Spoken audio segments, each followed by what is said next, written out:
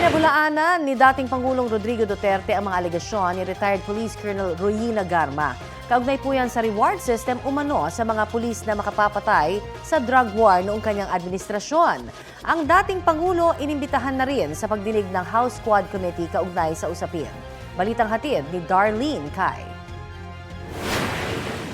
Ito ang imbitasyon ng House Quad Committee kay dating Pangulong Rodrigo Duterte. Sa sulat na pirmado ni Quad Committee Overall Chairperson Representative Ace Barbers, inaanyayahan si Duterte sa pagdinig ng komite sa Martes, October 22 para bigyang linaw ang mga issue partikular sa extrajudicial killings.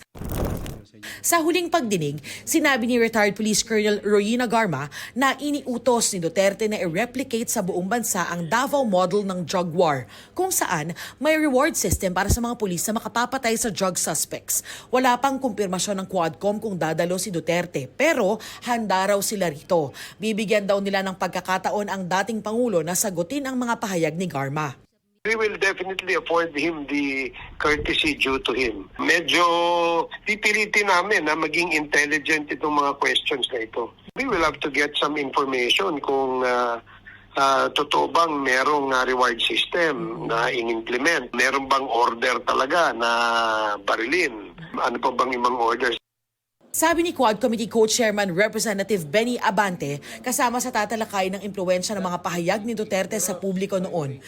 The former president should also realize that because he said several times in his war on drugs that drug pushers or whoever should be killed, no?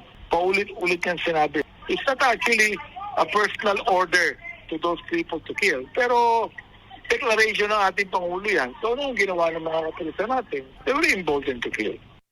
Imbitado rin sa pagdinig sina dating NAPOLCOM Commissioner Edilberto Leonardo at Peter Parungo alias Pedro na kapwa idinawit ni Garma. Makita natin na talagang maraming mga pinatay na hindi talaga mga drug pusher, kundi drug user and mistaken identity. Sinasabi ng iba na collateral damage to. Hindi, just ito it's not just collateral damage.